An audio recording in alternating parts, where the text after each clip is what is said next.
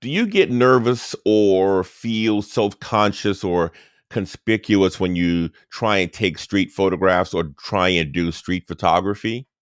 Well, today we'll talk about the mindset that you can adopt to help you push past that.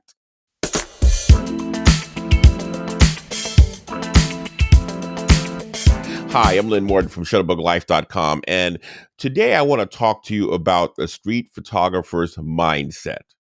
I used to teach a street photography workshop in New York City and Washington, D.C., and it always interested me that the majority of people who showed up, well, a good bit of them anyway, were always saying that they were nervous or self-conscious or didn't think they could do it or wanted to hide behind a tree or something because they felt conspicuous. They felt people were looking at them, people were noticing them, people were judging them, and so it kept them from taking great street photographs.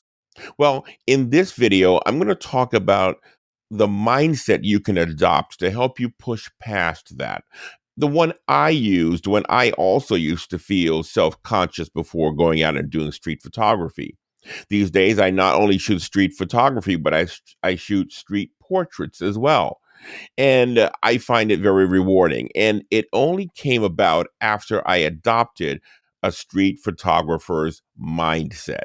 Now, I'll talk about that in this following video. This is a talk that I did at a camera club several years ago, and this is just a snippet of that talk that deals specifically with the street photographer's mindset. I hope that's helpful for you. I think that's probably the biggest reason I hear though is that I find that for a lot of us photographers, we're just shy people. And photography seems to attract a lot of introverts and shy people. And, for a lot of reasons, I don't know you and I don't want to be bothered with, going and photographing you. And I don't want to interrupt you because I know I don't want anyone interrupting me.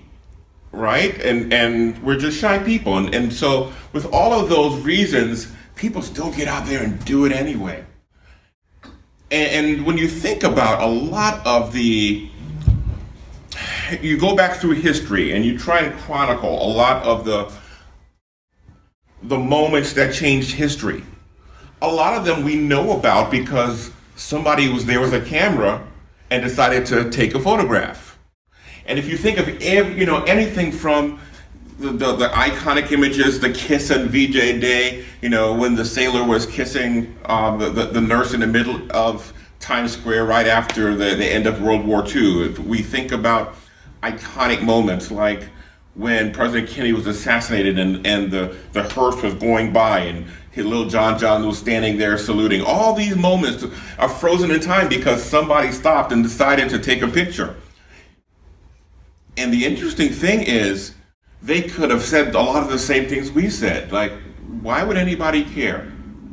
Why should I stay here and take a photograph? These, life is happening in front of them and they're taking a picture, but because they did, we get to experience it later. So one of the things I like to do when I think about street photography is to think about it in terms of the storytelling or the photojournalism component.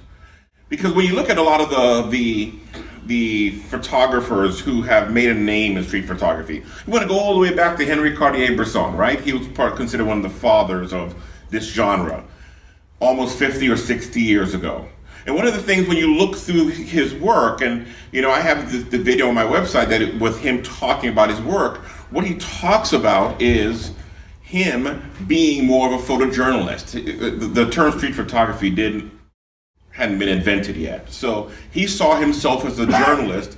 He goes out and he looks for things happening where there is something interesting and something worth remembering. So one of you said, who would care about this? Right? I think that was you. Who would care about this? Well, you pick up a newspaper every day, right? And you read the newspaper. Who cares? Everybody, because there's life unfolding. And because we, as humans, we enjoy reading and viewing and finding out about other people and how they live. So it's your audience becomes just about anybody who would pick up a newspaper if you follow that. And what makes it what makes it interesting then is the way you approach it. So you'll find a lot of people who might consider, okay, I'm going to get into street photography, and here's what I'm going to do. I'm just going to walk down the street, I'm going to stand there, and I'm going to get somebody walking by and go do. Or we might have the 300 millimeter lens behind the tree and find a way, right? Right? And why? And if you are going to do this, I think the first thing we want to think about is just the mindset. Because I think your mindset is going to be very important in terms of your ability to be successful. If you just want to stand there and get people walking by, you're right. You're not going to get anything interesting. We don't know who they are. So why do we care? And it's not very interesting. And you're right. So a lot of times we see what looks like street photography and it's just not very interesting. Because we don't know who they are, we don't know what they're doing, and we just don't care. We can admit it.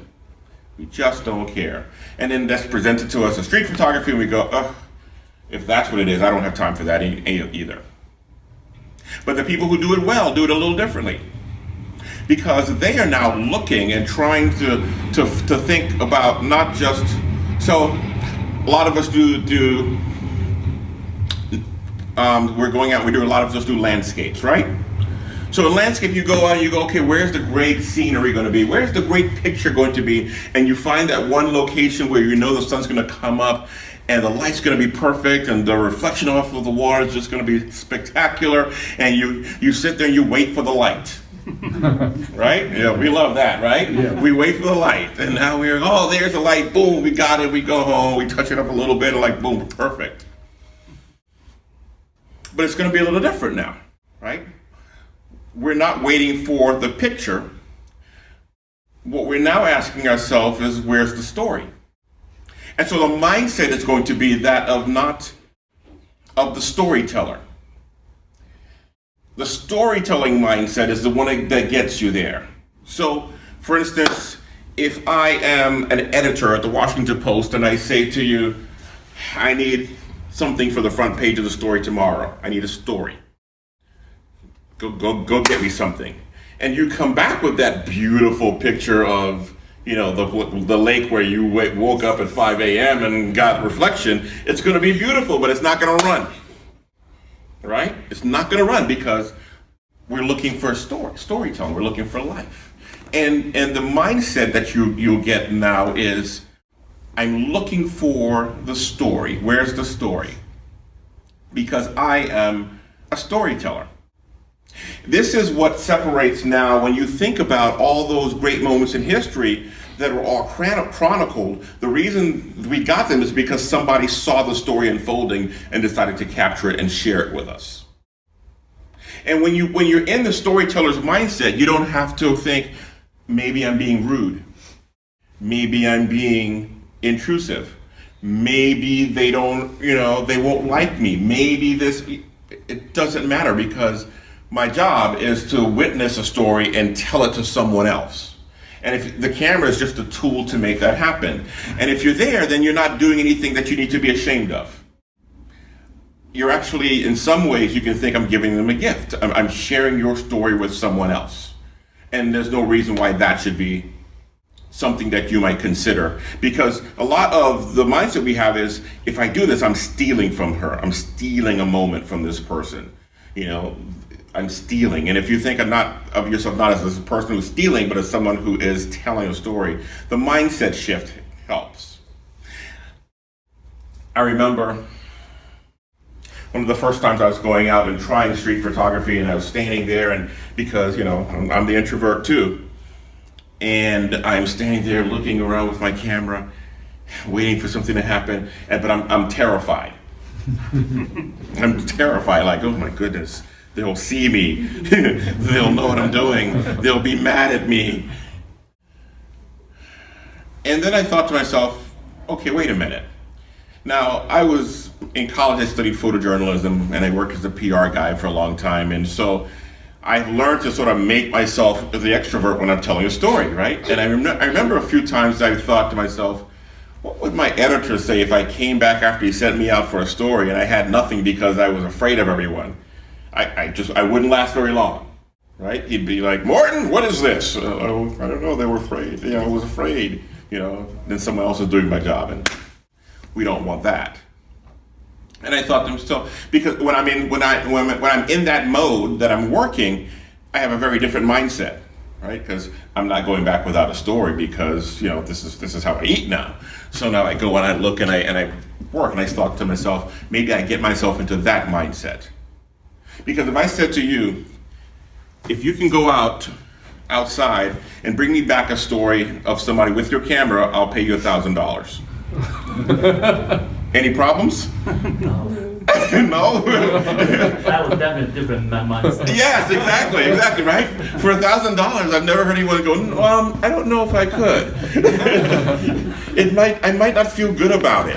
No, we're like, I'll give it a try for $1,000. It won't be because I didn't bring you anything, but so you think about that like you're working. If I said there's $1,000 for you if you bring me back a story with your camera, you're a whole different place, right?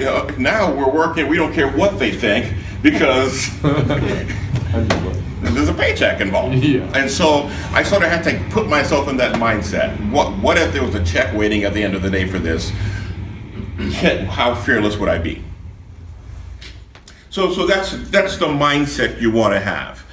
All right, there you go. The street photographer's mindset. Now, you tell me if you think that adopting that mindset will make it easier for you to go out and take good, great street photographs. As a matter of fact, I'm going to challenge you to go out and try it and let me know how it worked out for you. You can leave a comment down below or meet me over at shutterbuglife.com and leave your comments there as well.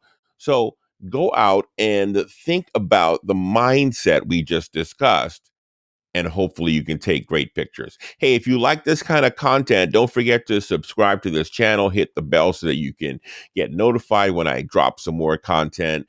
And until then, go out and create your own unique and beautiful photographs, and can't wait to talk to you next time. Take care.